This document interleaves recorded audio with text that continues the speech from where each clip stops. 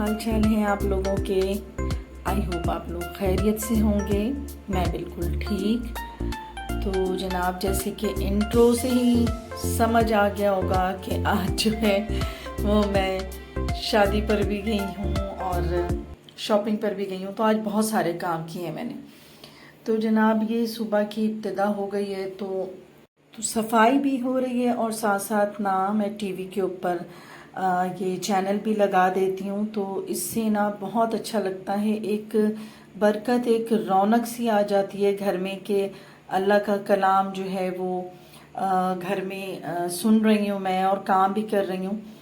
तो आजकल के जैसे कि पहले वक्तों में होता था कि घर की बुजुर्ग जो होती थी वो सुबह उठ के नमाज रोज़ा कर रही हैं, छोटे बच्चे जो स्कूल नहीं जा रहे तो वो फिर बैठ कर जो हैं दादी या नानी उनको पढ़ाया करती थी अरबी कायदे वगैरह। तो ये जो था ना, ये एक रौनक और एक बरकत दोनों ही चीज़ें होती थी। उन बुजुर्गों की वजह से घर में ये बरकतें होती थी।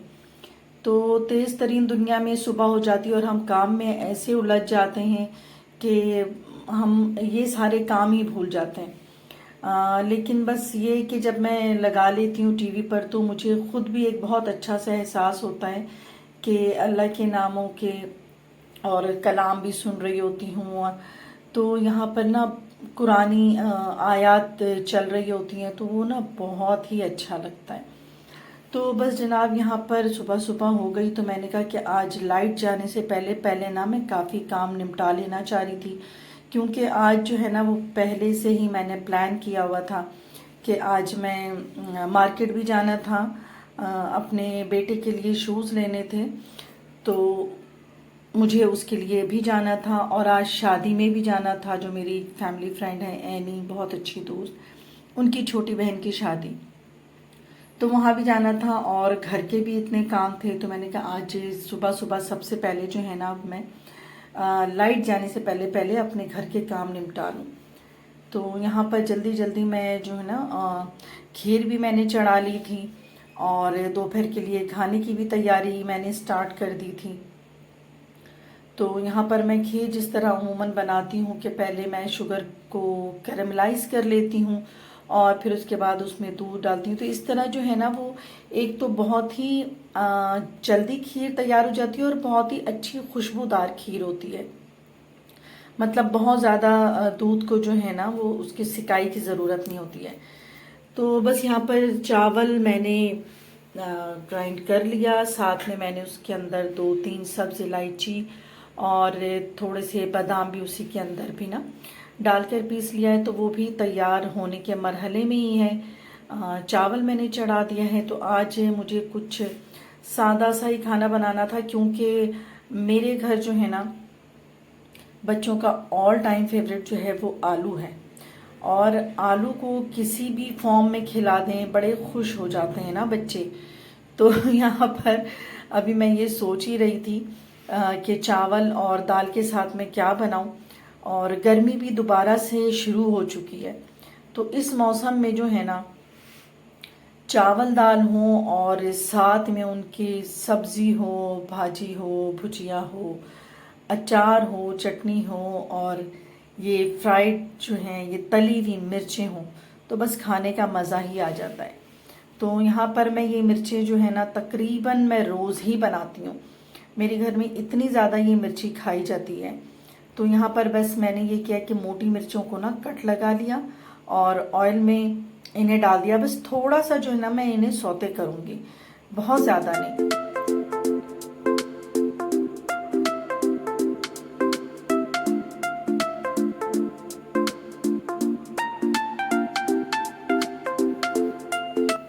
तो बस इतनी देर के लिए सौते करना है कि बहुत ज़्यादा जल भी ना जाए। अब इस मिर्चों में मैं ना नमक डाल दूंगी और मैंने 2 अदद लेमन इसके अंदर डाल दिए हैं स्क्वीज करके। तो इससे क्या होता है कि मिर्चें एक तो थोड़ी सी गलाव एजेंट होती हैं, तो मिर्चों ये नमक गलाव एजेंट हैं तो ये थोड़ी सी मिर्चों को गला भी देती हैं, नरम कर देती हैं। और लेमन से तो पता ही है कि वो तो खटास पैदा करेगी। तो लेमन इतना होना कि मिर्चें उसके अंदर डूब सी जाएं। मतलब अंदर ही डूब जाए। तो इस वक्त मैंने क्या किया है कि जो लेमन के छिलके होते हैं मैं उन्हें फेंकती नहीं हूँ, उन्हें भी मैं इसमें ही भिगो कर रख देती हूँ लेमन में, और वो इतनी मज़ेदार लेमन के छिलकों की अचार बन जाती है ना। तो वो भी मैंने तैयार कर लिया है। और अब साथ साथ मैं यहाँ पर आलू की भाजी तैयार कर रही हूँ, क्योंकि ये ऑल टाइम फेवरेट है मेरे घर।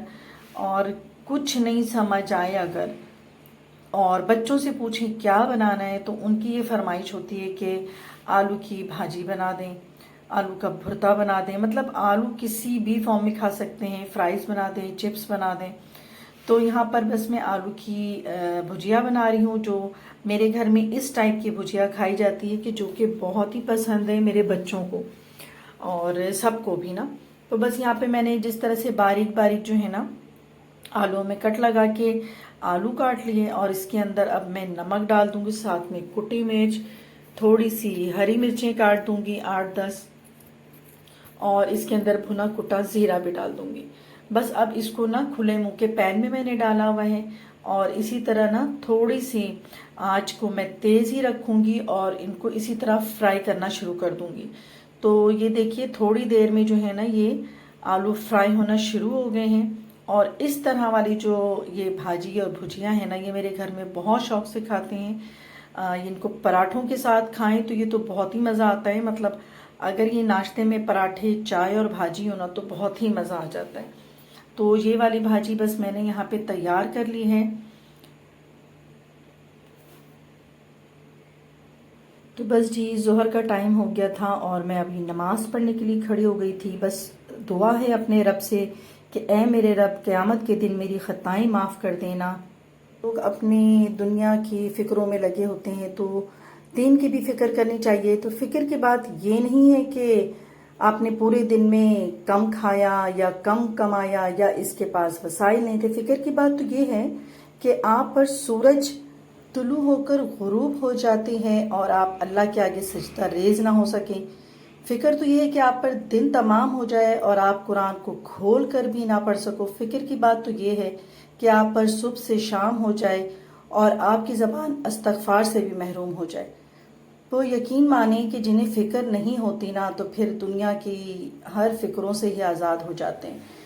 तो जनाब, जैसे कि कहा था कि मुझे अभी शॉपिंग पर भी जाना है और बेटे के लिए शूज़ लेने हैं, तो बस मैं यहाँ पर आ गई थी।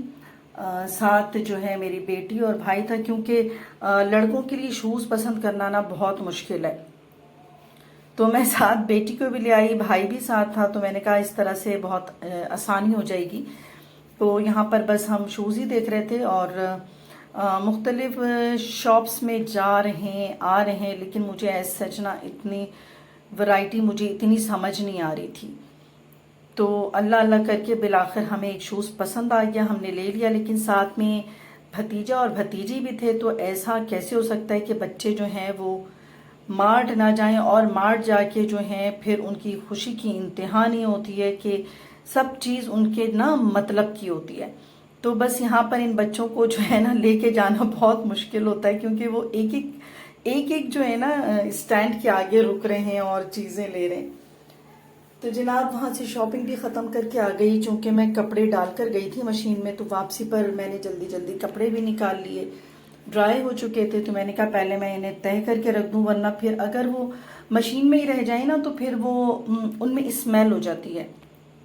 तो मैंने कहा चलो अब ना बैठ के मैं जल्दी जल्दी इन कपड़ों को तह भी लगा दूँ, क्योंकि ये घर में जो होते हैं ना ये छोटे छोटे काम, ये इतने ढेर सारे होते हैं। अगर तो कोई ये कहे कि भाई सारा दिन क्या करते हो, बस कुकिंग कर लिया और हेल्पर आ गई, उसने तो पूरे घर की सफाई कर ली। लेकिन बात यह है कि एक औरत, एक लड़की घर में सारा दिन इतना काम कर रही होती है जो कि किसी को नज़र भी नहीं आ रहा होता है। तो अगर ये काम ना हो तो सोचिए भला कि घर कितना औंधा हो जाएगा।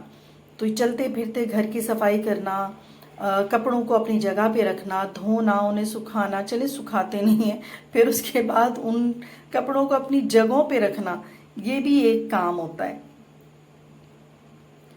तो जनाब शूज़ ले आई थी, तो इस वक्त मैं अपनी बेटी को दिखा रही थी कि ये लो मैं देखो किस तरह के शूज़ लाई हूँ। तो मेरी बेटी जो है, जो नहीं गई थी, उसे भी ये शूज़ बहुत पसंद आए। शाम भी हो चुकी थी और शादी में भी जाना था, तो इतनी थकावट थी, तो मैंने कहा कि पहले मैं थोड़ा सा जो है ना रेस्ट कर लूं और चाय पी लूं, इसके बाद जो है ना फिर हम शादी में जाने के लिए तैयारी शुरू करेंगे। तो बस यही टाइम होता है थोड़ा सा। तो यहाँ पर मैं चाय पी लूं तो फिर हम शादी पे निकलते हैं। तो जनाब निकल चुकी हूँ मैं अब हॉल की तरफ, और ये चाँद इतना खूबसूरत लग रहा था कि मैंने कैप्चर कर लिया। और बस हॉल जो है कुछ ज़्यादा दूर भी नहीं था, और हम यहाँ पर बस पहुँच गए थे हॉल में।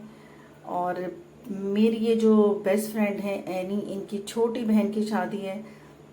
तो माशाल्लाह जब लड़की की शादी होती है तो वालिदैन को बेइंतहा खुशी होती है, बेइंतहा उनको दिली सुकून और राहत होती है, क्योंकि उन लोगों ने अपनी बेटी को जब वो इस दुनिया में आई तो जाहिर है कि कितने नाजो नेम से पालते हैं बच्चों को, बेटा हो या बेटी। लेकिन बेटी के लिए फिर ये कहा जाता है कि बेटियां पराई होती हैं, वो दूसरे घर चली जाती हैं, तो ये माँ बाप के लिए बहुत ही ज़्यादा सख्त लम्हा होता है। तो माशाल्लाह यह दुल्हन बहुत ही प्यारी लग रही थी और बहुत खुश थी। अल्लाह ताला इनकी खुशियों को कायम दायम रखे, हमेशा इसी तरह खुशबाश रहें।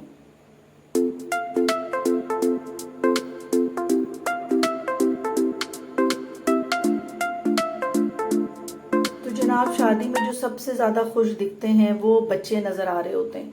वो इतने खुश होते हैं कि लगता है कि बस आज जो है उन्होंने कोई दुनिया फतह कर लिया है, क्या कर लिया है, और इधर से उधर भागते फिरते हैं।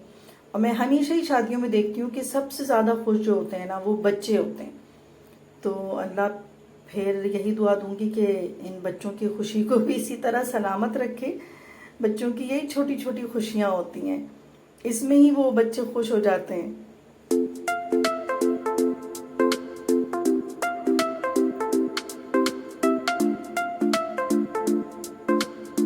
वो कहते हैं ना कि बेटियां तो बादशाहों की भी घर पर नहीं रहती हैं, उन्हें भी रुखसत होना पड़ता है। तो हर माँ बाप अपनी बेटी के लिए जो है ना वो इस दिन का इंतज़ार करता है और बेटियां रुखसत होती हैं।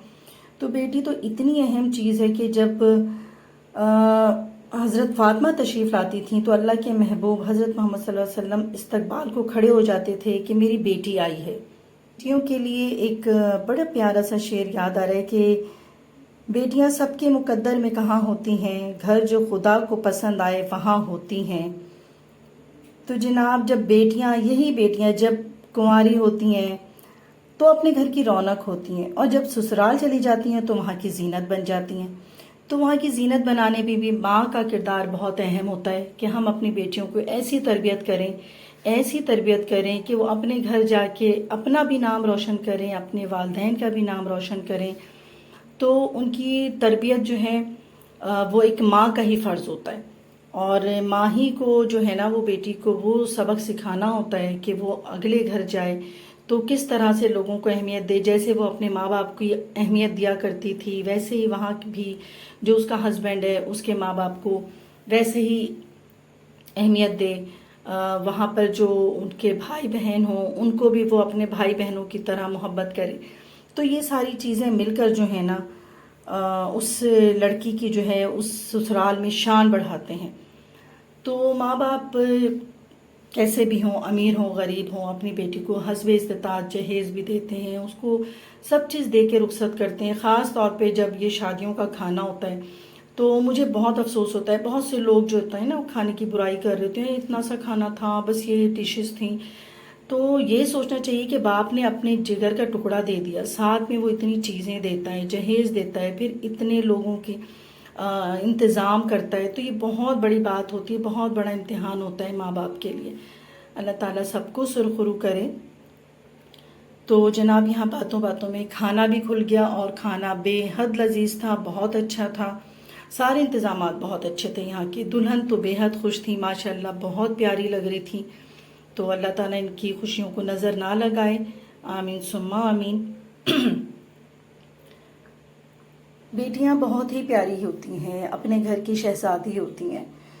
तो यहाँ पर एक बहुत प्यारी बात मुझे याद आ रही है कि ज़माने भर में बढ़े घर की शान बेटी से, महकता रहता है दिल का जहान बेटी से। ज़रूरी ये नहीं बेटियों से नाम रोशन हो, मेरे नबी का चला ख़ानदान बेटी से। बेटियां तो अल्लाह की रहमत होती हैं और अल्लाह ताला हम सबको तौफीक दे के हम अपनी बेटियों की अच्छी तरबियत करें। ब्लॉग आप लोगों को कैसा लगा ज़रूर लाइक करें, शेयर करें, सब्सक्राइब करें। अल्लाह हाफिज़।